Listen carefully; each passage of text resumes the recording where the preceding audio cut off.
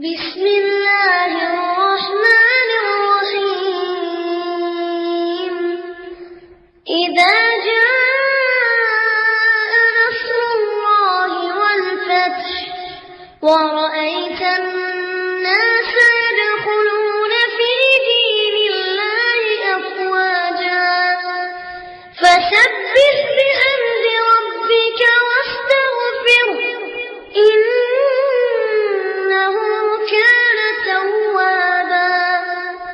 அஸ்ஸலாமு அலைக்கும் வரஹ்மத்துல்லாஹி வபரகாத்துஹு. கண்ணியத்திற்குரிய எல்லாமுள்ள அல்லாஹ்வின் நல்லடியார்களே, இஸ்லாம் ஐம்பெரும் கடமைகளின் மீது நிறுவப்பட்டுள்ளது. வணக்கத்திற்குரியவன் அல்லாஹ்வை தவிர வேறு யாரும் இல்லை. முஹம்மது நபி ஸல்லல்லாஹு அலைஹி வஸல்லம் அவர்கள் அல்லாஹ்வின் தூதர் என்ற ஏகத்துவ கொள்கைக்கு பிறகு தொழுகை, நோன்பு, ஜகாத், ஹஜ் என்ற கடமைகளை செய்ய வேண்டும் என இஸ்லாம் ஒவ்வொரு முஸ்லிம்களின் மீதும் சுமத்தியுள்ளது. இதுவல்லாத இன்னும் பல்வேறு வணக்க வழிபாடுகளை பல்வேறு அவசியம் செய்தே ஆக வேண்டும் என்கிற காரியங்களையும் அல்லாஹ் ரப்புல் ஆலமீன் திருக்குர்ஆனிலே முஸ்லிம்களுக்கு கற்றுத்தந்திருக்கிறான்.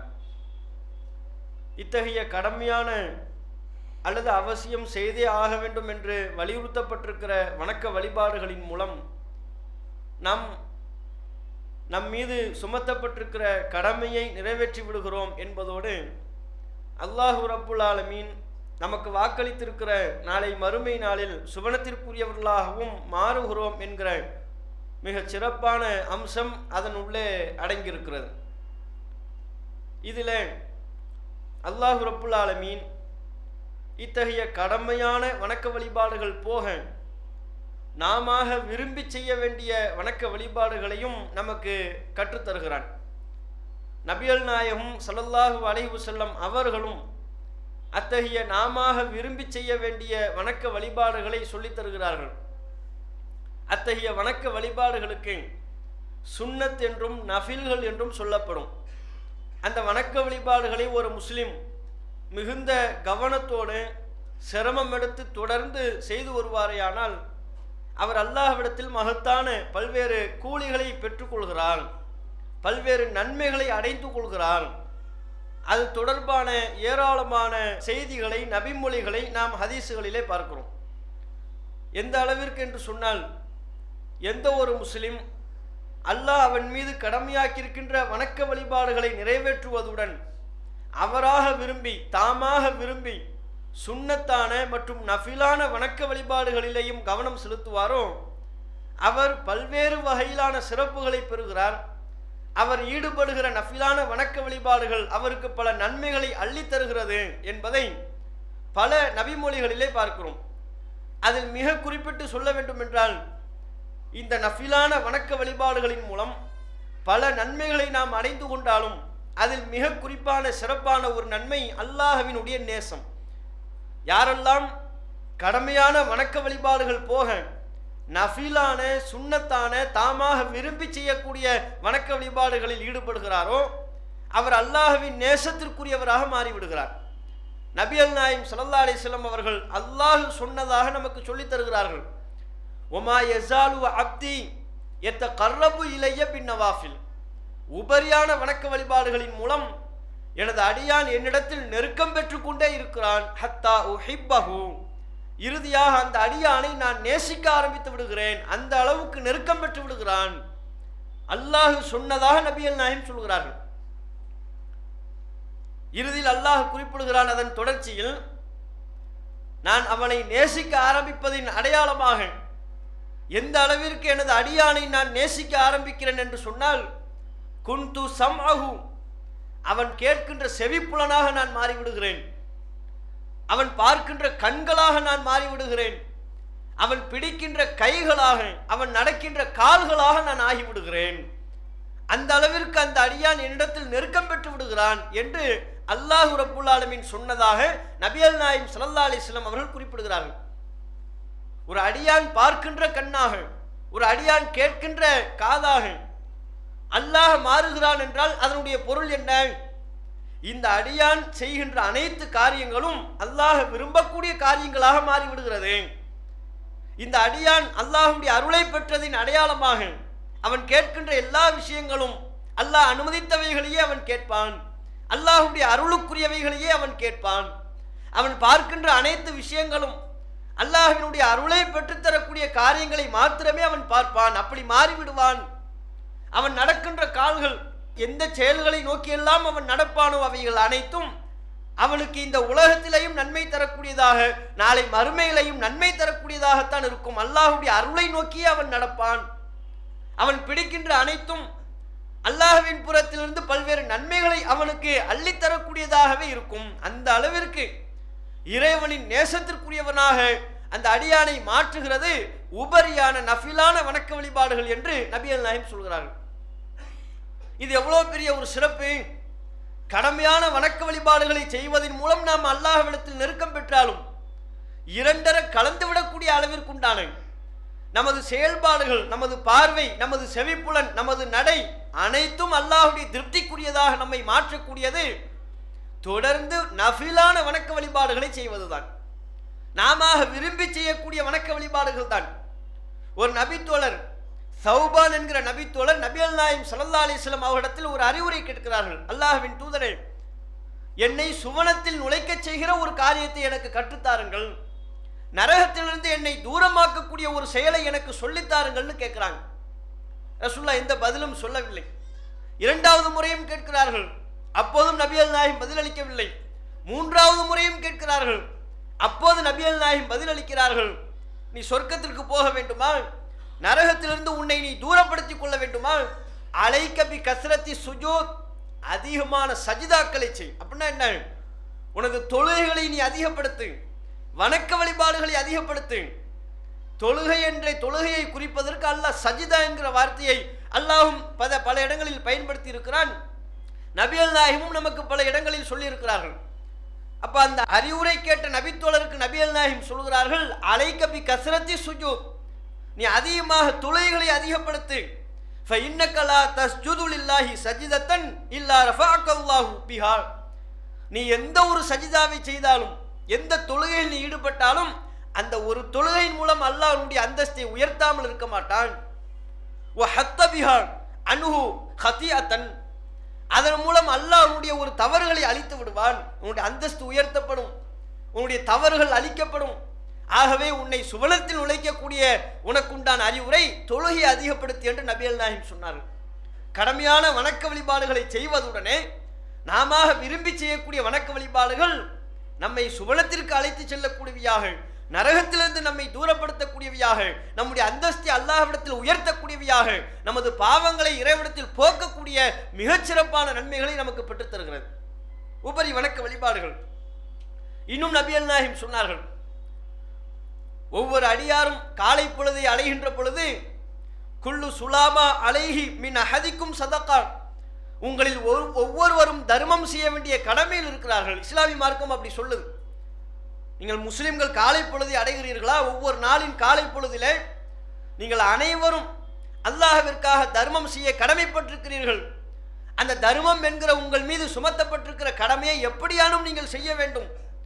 அது பொருளாதார ரீதியிலான தர்மமாகத்தான் இருக்க வேண்டும் என்பதில்லை.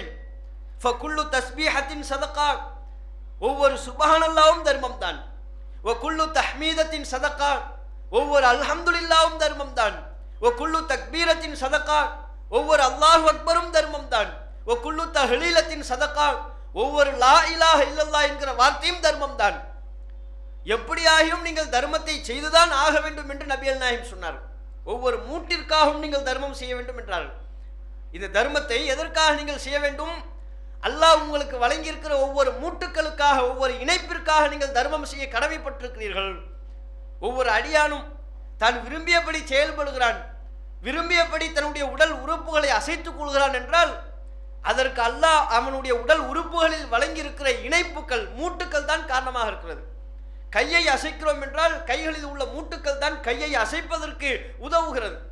காலை இயக்குவதற்கு அதில் உள்ள மூட்டுக்கள் உதவுகிறது. தலையை நாம் விரும்பியபடி திருப்புவதற்கு தலையில் உள்ள மூட்டுக்கள், ஜாயிண்டுகள், இணைப்புகள் உதவுகிறது.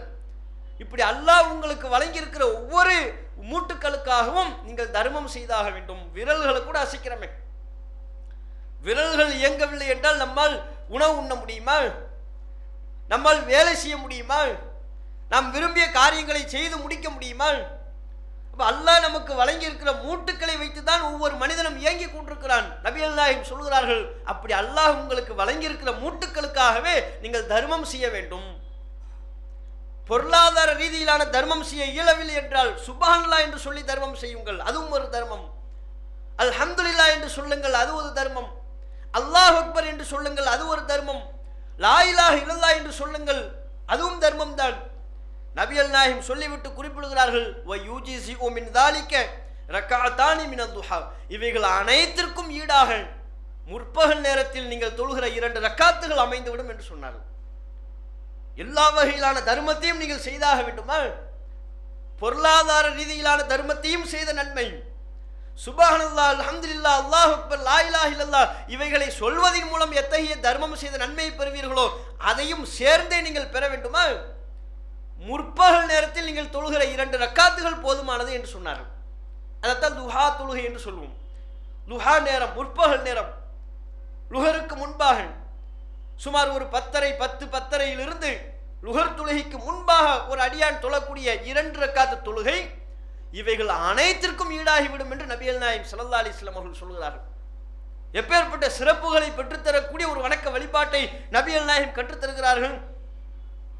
இதிலெல்லாம் ஒரு அடியார் கவனம் செலுத்துகிறோமானா இத்தகைய உபரியான வணக்க வழிபாடுகளிலே, நஃபிலான தொழுகைகளிலே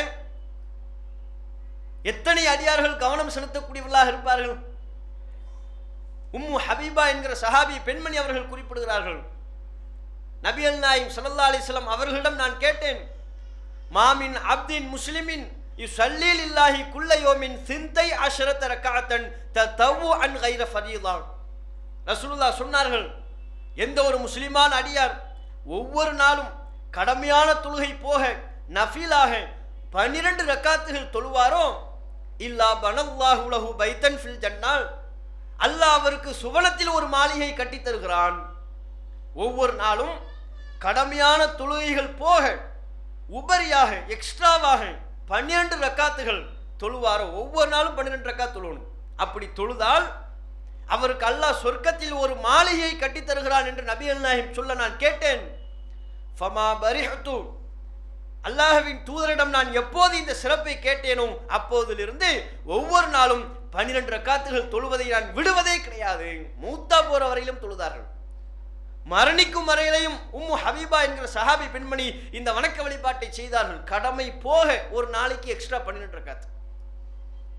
இன்னைக்கு நம்ம கடமையை சேர்த்தாலே 12 வரமாட்டேங்குது. சுபுஹ் 2 பல பேருக்கு வரமாட்டேங்குது, லிஸ்ட்ல சேரல. அல்லது சுபுஹை தொழுது விடுவார், அசர் தொழுகையினுடைய 4 ரக்காத்துகள் கணக்கில் வரமாட்டேங்குது, அது விடுபட்டு விடுகிறது.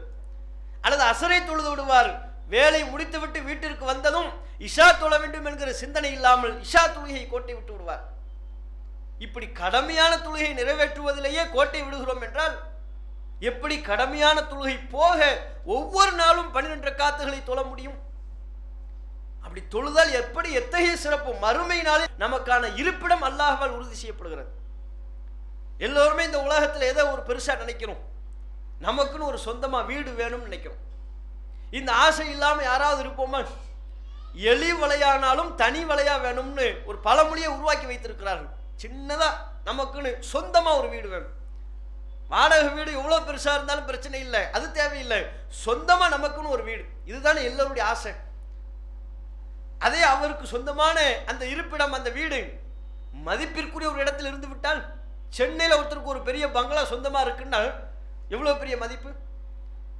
சென்னை விட்டு தாண்டி யோசிங்க, அமெரிக்காவில் ஒருத்தருக்கு சொந்தமா ஒரு பில்டிங் இருக்கு, எவ்வளவு பெரிய செல்வமா நினைப்பார். அதை விட இன்னும் பல பிரம்மாண்டமான மாட மாளிகைகள், மிக பிரம்மாண்டமான வீடுகள், வசதி வாய்ப்புகள், சொத்துக்கள் அவருக்கென்று சொந்தமாக இருக்குமையானால் அது எவ்வளோ பெரிய செல்வமா நினைப்பார். ஆனால் இந்த உலகத்தில் நமக்கென்று ஒரு வீடு இருப்பதை விட மறுமை நாளில் சொர்க்கத்தில் நாம் தங்குவதற்கென்று அல்லாஹ் நமக்கு வீட்டை உறுதி செய்யணும். அதுதான் மிகப்பெரிய விஷயம். இந்த உலகத்தில் சொந்த வீடு இல்லாமல் கூட போய்விடலாம், நாளை மறுமையில் நமக்கென்று தங்குவதற்கு ஒரு இடம் இல்லாமல் போய்விட்டால் சொர்க்கத்தில் அல்லாஹ் நமக்கு இடமில்லை என்று சொல்லிவிட்டால் அதை விட இழப்பு, அதை விட பெரும் நஷ்டம் வேற ஏதாவது இருக்க முடியுமா? அதனால்தான் நபிகள் நாயகம் அந்த சுவனத்தில் நமக்கு இடம் கிடைப்பது எவ்வளவு பெரிய சிறப்புக்குரிய காரியம் என்பதை உணர்த்துவதற்கு தான் நபிகள் நாயகம் சொன்னார்கள், ல மௌதிஉ சௌத்தின் ஃபில் ஜன்னா, மறுமையிலே சொர்க்கத்தில் ஒரு சாட்டை வைப்பதற்கு என்ன இடம் தேவையோ அந்த இடம் கிடைப்பது என்பது ஹைரும் மினத் துன்யா வமா ஃபீஹா, ஒட்டுமொத்த உலகமே கிடைப்பதை விட மிகச் சிறந்ததுன்னாங்க. ஒரு சாட்டை, சுருட்டி வைக்கப்பட்ட சாட்டையை வீட்டில் மூளையில விட்டு எறிஞ்சோம்னா அது எடுத்துக்கொள்கிற இடம் எவ்வளவு இடம்? அந்த அளவிற்கு சுவனத்தில் ஒரு அடியானுக்கு இடம் கிடைத்தால் அது இந்த ஒட்டுமொத்த துன்யா, முழு உலகம், அந்த உலகத்தில் இருக்கின்ற அனைத்தும் கிடைப்பதை விட மிகச் சிறந்தது என்று நபிகள் நாயகம் சொன்னார். உலகத்தில் உள்ளதுன்னு சொன்னதை விட வேற என்ன வார்த்தை வேணும்? நீங்கள் பார்க்கிற, நீங்கள் ஆசைப்படுகிற, இன்றைக்கு உலகத்தில் ஒரு மனிதன் எதுவெல்லாம் ஆசைப்படுகிறானோ அவைகள் அனைத்தும் துன்யாவில் உள்ளது தானே. துன்யாவில் உள்ள அனைத்தும் கிடைப்பதை விட சொர்க்கத்தில் ஒரு சாட்டை அளவு இடம் கிடைப்பது சிறந்தது என்று சொன்னார்கள். ஆனால் சொர்க்கத்தில் அல்லாஹ் நமக்கென்று ஒரு மாளிகையவே கட்டி தருகிறான். எப்போது? ஒவ்வொரு நாளும் கடமையான தொழுகை போக தொடர்ந்து 12 ரக்காத்துகள் தொழுது வந்தால். இதுல எல்லாம் ரசூலுல்லாஹ் கவனம் செலுத்தினாங்க, சஹாபாக்கள் கவனம் செலுத்தினார்கள். அல்லாஹ்வின் தூதர் அவர்கள் இரவு தொழுகை என்றைக்காவது விட்டிருக்கிறார்களா? இரவு தொழுகை விட்டிருக்கிறாங்களா? இன்னைக்கு நம்ம சர்வ சாதாரணமாக கடமையான தொழுகையை விட்டு விட்டு புறக்கணித்து விடுகிறோம், அலட்சியப்படுத்திடுறோம். சுபஹ் தொழுகை அலட்சியப்படுத்துறோம், அசர் தொழுகை அலட்சியப்படுத்துறோம், இஷா தொழுகை அலட்சியப்படுத்துகிறோம். அவரவருக்கு எது வசதி இல்லையோ அந்த தொழுகை அவர் அலட்சியப்படுத்தி விடுகிறார். நாளைக்கு பார்த்துக் கொள்ளலாம் என்கிறார், அல்லாஹ்விடத்தில் மன்னிப்பு கேட்டுக் கொள்ளலாம் என்று தன்னைத்தானே சமாதானப்படுத்திக் கொள்கிறார். ஆனால் நபிகள் நாயகம் ஸல்லல்லாஹு அலைஹி வஸல்லம் அவர்கள் கடமையான தொழுகையை விட்டிருக்கிறார்களா என்று நீங்கள் ஆய்வு செய்ய வேண்டிய அவசியம் இல்லை. இரவு தொழுகையை விட்டிருக்கிறார்களா? விட்டது கிடையாது. ஒரு நாளும் இரவு தொழுகையை விடாத அளவிற்கு அல்லாஹ்வின் தூதர் அவர்கள் தொழுகை அதில் கவனம் எடுத்து செய்தார்கள். சில நாட்கள் முழு இரவும் நின்று வணங்கி வழிபடுவார்கள். சில நாட்கள் இஷா தொழுகை முடித்ததும் இரவு தொழுகை நிறைவேற்றிவிட்டு தூங்கி விடுவார்கள்.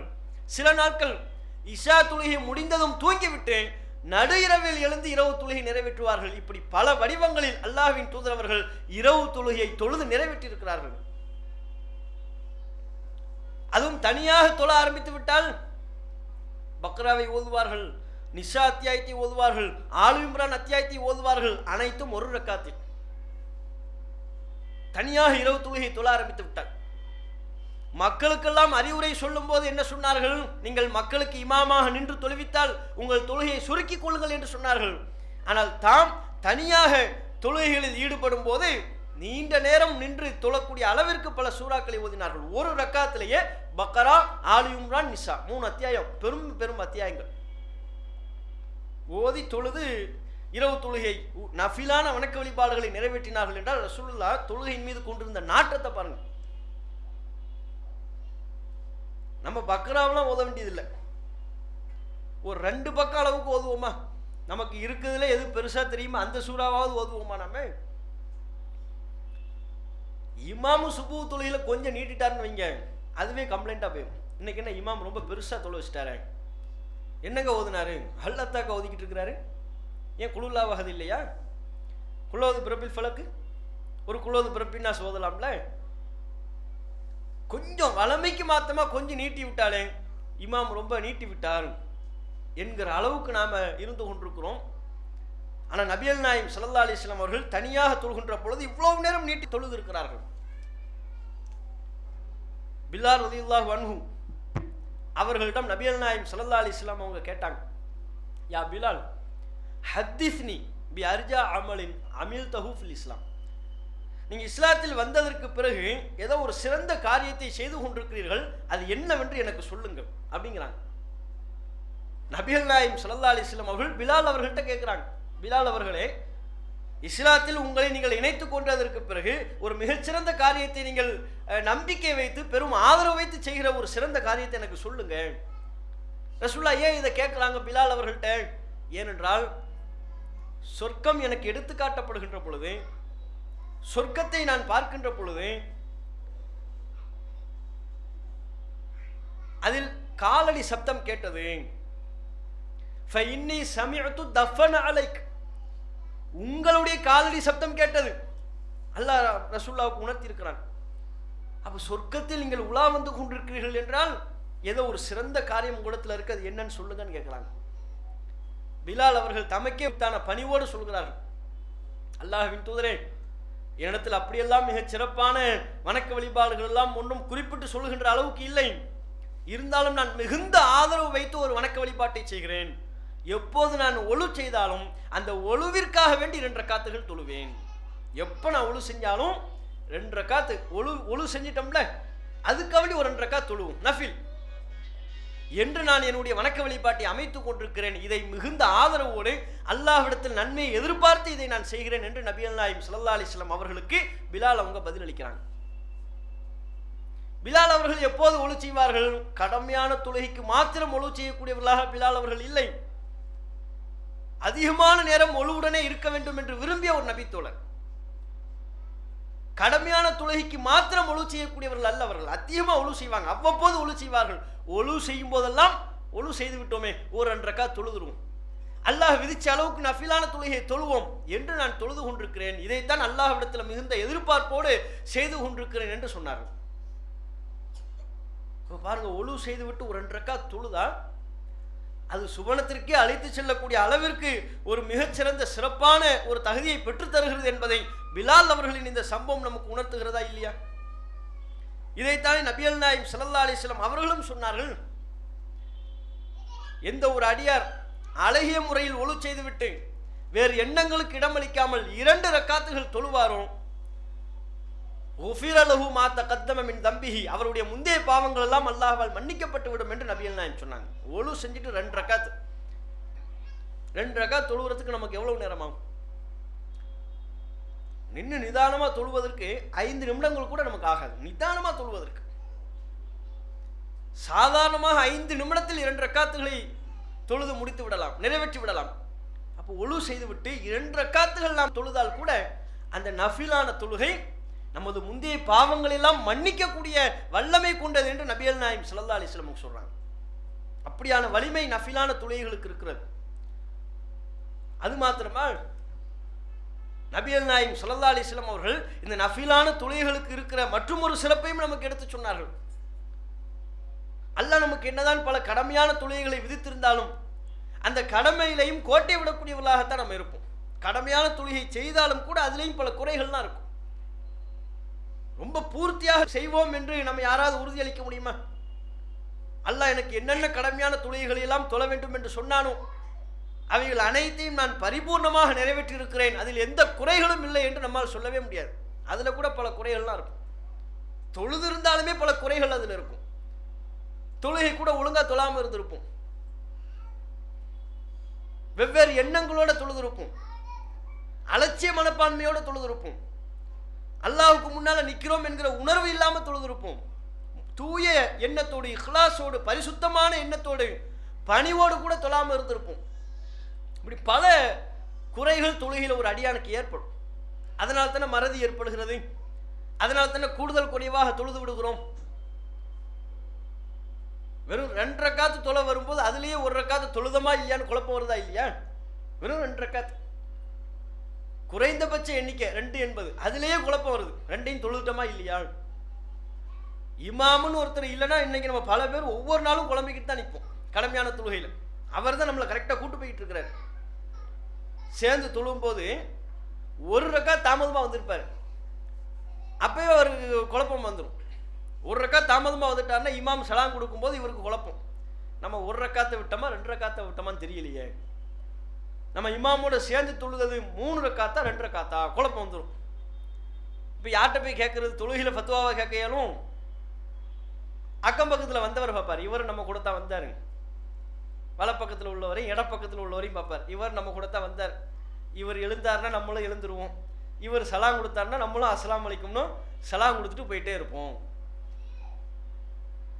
எதையாச்சும் அவரும் அப்படி குழப்பமாயிட்டாருன்னு வைங்க, 2 பேரும் சஜிதாவில் கிடப்பாங்க. அவர் இவரை நம்பிட்டாருன்னு வைங்க, நமக்கு எத்தனை ரக்காத் தொழுதோம்னு தெரியலையே, சரி நம்ம கூட தானே பாய் வந்தார், அவர் எழுந்தாருன்னா நம்மளும் எழுந்துருவோம், அவர் சலாம் கொடுத்தாருன்னா நம்மளும் சலாம் கொடுத்துருவோம்னு அவரும் இவரை மாதிரி அவரும் முடிவு பண்ணிட்டாருன்னா 2 பேரும் சஜிதாவில் கிடப்பாங்க, எழுந்திருக்கவே முடியாது. அவர் எழுந்திருப்பாரு, கொஞ்சம் பொறுமையா இருப்போம். இவர் எழுந்திருப்பாரு, நம்ம கொஞ்சம் பொறுமையா இருப்போம். இப்படி நடந்துடும். ஒரு சாதாரணமா இமாம் தான் நம்மளை கரெக்டா கூட்டு போயிட்டு இருக்கிறாரு, அதற்காக வேண்டி சொல்றோம். இப்படியான எண்ணங்களோடு தொழக்கூடிய நிலையெல்லாம் இருக்கத்தானே செய்து. பல குறைகள் நம்முடைய கடமையான வணக்க வழிபாடுகள் இருக்கு. அந்த கடமையான துணைகளில் ஏற்படுகிற குறைகளை எப்படி சரி செய்வது? இந்த நஃபிலான வணக்க வழிபாடுகள் நம்மிடத்தில் இருந்தால் நாம் கடமையான தொழில்களில் செய்கிற குறைகள் கூட அல்லாஹ்வுடைய அருளால் சரி செய்யப்படும். ரசூலுல்லாஹ் சொல்றாங்க, நாளை மறுமை நாளில் அல்லாஹ் சில அடியார்கள் குறித்து மலக்குமார்கள்ட்ட சொல்வாங்க, உங்க அமல்கள் எல்லாம் பாருங்க, கரெக்டா இருக்கான்னு பாருங்க. மலக்குமார்கள் பார்ப்பாங்க, அவங்களுடைய வணக்க வழிபாடுகள் எல்லாம் பார்ப்பாங்க. பார்த்துட்டு சொல்லுவாங்க, இறைவா இந்த அடியார் எல்லா கடமையெல்லாம் கரெக்டா இருந்திருக்கிறாரு, ஆனா பல குறைகள் அதுல இருக்கு, பல ஓட்டைகள் இருக்கிறது, உடைசல்கள் இருக்கிறது. என்ன செய்வது? கடமையே தொழுதிருக்கிறார்கள், ஆனால் அவர்கள் தொழுத கடமையான வணக்க வழிபாடுகளிலேயே குறைகள் இருக்கிறது, என்ன செய்வதுன்னு அல்லாஹ்ட்ட வந்து கேட்பாங்க. அப்ப அல்லாஹ் சொல்லுவான், அப்படியா கடமையில குறை இருக்கா, சரி அதுக்காக வேண்டியெல்லாம் என்னுடைய அடியான நரகத்துக்கு தள்ளி விட்டுறாதீங்க. உங்குரு ஹல்லஹு மின் தத்தவ்வுஇன், இவர் நஃபிலான தொழுகைகள் தொழுதிருக்கிறாரா என்று பாருங்கள். நஃபில் தொழுதிருப்பார்ல, அது நான் கடமையாக்கல தானே, அவனுக்கு அவனா விரும்பி செஞ்சது தானே, அவனாக விரும்பி செய்த வணக்க வழிபாடுகள் அவன்கிட்ட இருக்கான்னு பாருங்க. இருந்தது என்றால் அவைகளை எடுத்து இந்த குறைகளை சரி செய்து என்னுடைய அடியான சொர்க்கத்துக்கு அனுப்பி வைங்க என்று அல்லாஹ் சொல்வான். அபூதாவுது போன்ற ஹதீஸ் கிரந்தங்களில் பதிவாக இருக்கிற செய்தி. எப்பேற்பட்ட சிறப்பு! நம்ம யாரும் என்னுடைய கடமையான வணக்க வழிபாடுகளில் குறையே இல்லை என்று சொல்ல முடியாது. அவ்வளவு குறைகளை வைத்துக் கொண்டிருக்கிறோம். அந்த குறைகளை சரி செய்வதற்குரிய வாய்ப்பாக அல்லாஹ் இந்த நஃபீலான வணக்க வழிபாடுகளை நமக்கு வச்சிருக்கிறோம். அப்ப இந்த நஃபீல் நம்மிடத்தில் இல்லை என்றால், முன்பின் சுன்னத்தான தொழுகைகள் இல்லை என்றால், அல்லாஹ்வின் தூதர் கற்றுத்தந்த இன்ன பிற நஃபீலான இரவு தொழுகை போன்றவைகள் இல்லை என்றால், லுஹா தொழுகை போன்றவைகள் இல்லை என்றால், எப்படி நம்முடைய கடமையை சரி செய்வோம்? எப்படி நம்முடைய குறைகள் சரி செய்யப்படும்? நூலிலையில் அல்லாஹ்வுடைய அருளை பெறுவதற்கான வாய்ப்பை பெற்று நரகத்திலிருந்து நம்மை தற்காத்துக் கொள்வதற்கான மிகப்பெரிய ஒரு அருளாக இந்த நஃபீலான தொழுகைகள் இருக்கிறது. அதையும் நாம புரிந்து கொள்ளணும். இப்படி பல சிறப்புகளை நபிகள் நாயகம் ஸல்லல்லாஹு அலைஹி வஸல்லம் அவங்க சொல்லித்தராங்க. ஒவ்வொரு தொழுகைக்கும், இந்த தொழுகைகளிலேயே நஃபீலான தொழுகை என்று எடுத்துக்கொண்டாலே அதிலும் பல தொழுகைகள் இருக்கிறது. ஜனாசா தொழுகை இருக்கிறது. ஜனாசா தொழுகைலாம் எவ்வளவு முக்கியத்துவம் வாய்ந்த ஒரு தொழுகை, அற்புதமான ஒரு பிரார்த்தனையை மரணித்த நம்முடைய சகோதரருக்காக வேண்டி நாம் செய்கிற ஒரு தொழுகை. அந்த தொழுகையில பங்கெடுக்கும் போது அது துவாவினுடைய சிறப்பு நபிகள் நாயகம் சொல்றாங்க. அவ்வளோ பெரிய ஒரு சிறப்பு வாய்ந்த ஒரு துவா. ஒரு சஹாபி சொல்கிறார், ஜனாசா தொழுகை நபிகள் நாயகம் ஸல்லல்லாஹு அலைஹி வஸல்லம் அவர்கள் தொழுவிக்கிறார்கள். அந்த துவா ஓதுறாங்க, அல்லாஹும்ம அக்ஃபிர் லஹு வர்ஹம்ஹு என்று ஆரம்பிக்கக்கூடிய அந்த துவா ஓதுகிறார்கள். துவாவினுடைய பொருளை பார்த்துவிட்டு தொழுகையில் பங்கெடுக்க வந்த ஒரு நபித்தோழர் சொல்கிறார், இந்த துவா எனக்கும் கிடைக்கும் என்றால் அந்த மையத்தாக நான் இருந்திருக்க கூடாதான்னு கேட்கிறார். எப்பேற்பட்ட ஒரு துவா! இந்த துவா எனக்கு கிடைக்கும் என்றால் நானும் அந்த மையத்தாக இருந்திருப்பேனே. ஏன்? அவருடைய பாவத்தை மன்னிச்சிரு, அவருக்கு மறுமையில சிறந்த துணையை ஏற்படுத்தி கொடு, இறைவா இந்த அடியானை நீ தண்டித்து விடாதே, இவருக்கு தங்குமிடத்தை ஏற்படுத்தி, எல்லா மறுமையினுடைய சிறப்புகளையும் உள்ளடக்கி கேட்கக்கூடிய ஒரு சிறப்பு வாய்ந்த துவா ஜனாசா தொழுகை. அதுல நாம கேட்கக்கூடிய துவா. அப்ப அந்த ஜனாசா தொழுகையினுடைய துவா, தொழுகை ஜனாசா தொழுகையில பங்கெடுப்பதும் குறைவு. அப்படியே பங்கெடுப்பவர்களாக இருந்தாலும் இந்த துவாக்கள் அவங்களுக்கு தெரியாது. அல்லாஹும்ம அக்ஃபிர் லஹு வர்ஹம்ஹுங்கிற இந்த துவாக்கள் எல்லாம் அவர்களுக்கு தெரியாமல் இருக்கக்கூடிய நிலையை பார்க்கிறோம். இப்படி பல சுன்னத்தான நஃபீலான உபரியான வணக்க வழிபாடுகள். இதுல இன்னொரு ஒரு கவனிக்க வேண்டிய அம்சம், எந்த ஒரு அடியார் கடமையான வணக்க வழிபாடுகள் போக இத்தகைய சுன்னத்தான நஃபீலான வணக்க வழிபாடுகளில் கவனம் செலுத்துவாரோ அவருடைய கடமையான வணக்க வழிபாடுகளும் கரெக்டா சரியாயிடும். ஒருத்தர் சுன்னத்தான தொழுகைகளை தொழுகிறார்னு வைங்க, அவர் கடமையை தொழாமல் இருப்பாரா? சுபூஹுடைய சுன்னத்தை தொழுகிறார். ரசூலுல்லாஹ் சுபூஹுடைய சுன்னத்துக்கு அவ்வளவு சிறப்பு சொன்னாங்க. ரக்காத்தா அல் ஃபஜ்ரி கைரும் மின துன்யா வ மா ஃபீஹா. சுபூஹுடைய முன் சுன்னத் அந்த 2 ரக்காத்துகள் இந்த உலகத்தில் உள்ள அனைத்தையும் விட மிகச் சிறந்தது என்று சொன்னார்கள். அப்படிப்பட்ட தொழுகை ஒருவர் சுபூஹுடைய சுன்னத்தை தொழுகிறார். லுஹருடைய முன் சுன்னத்து, லுஹருடைய பின் சுன்னத்து, மக்ரிபுடைய முன் சுன்னத்து, மக்ரிபுடைய பின் சுன்னத்து, இஷா தொழுகையினுடைய முன் சுன்னத்து, இவைகளை எல்லாம் பேணி தொழுகின்ற ஒரு அடியார் அந்த கடமையான தொழுகையில் கோட்ட விடுவாரா? இன்ன பிற நஃபீலான தொழுகைகளில் கவனம், இரவு தொழுகை தொழுகிறார், லுஹா தொழுகை தொழுகிறார், பள்ளிவாசலுக்கு உள்ள நுழைந்ததும் தொழ வேண்டிய தொழுகையை தொழுகிறார், இப்படி பல நேரங்களில் தொழுகையோடு ஈடுபாட்டில் இருக்கக்கூடிய ஒரு அடியார் கடமையில குறை வைக்க மாட்டார். தன்னுடைய கடமையையும் சரி செய்து கொள்ள வேண்டும் என்கிற எண்ணத்திற்கு வந்து இயல்பாகவே அவருடைய கடமையான வணக்க வழிபாடுகளும் சீராகிவிடும். அத்தகைய வாய்ப்பை நாம் அல்லாஹ்விடத்தில் கேட்டு நம்முடைய கடமையான வணக்க வழிபாடுகளையும் உபரியான வணக்க வழிபாடுகளையும் மிக சிறப்பான முறையில் நிறைவேற்றி அல்லாஹ்வுடைய அருளை பெறுவோமாக என்று கேட்டு என்னுடைய உரையை நிறைவு செய்து கொள்கிறேன். அல்லாஹ்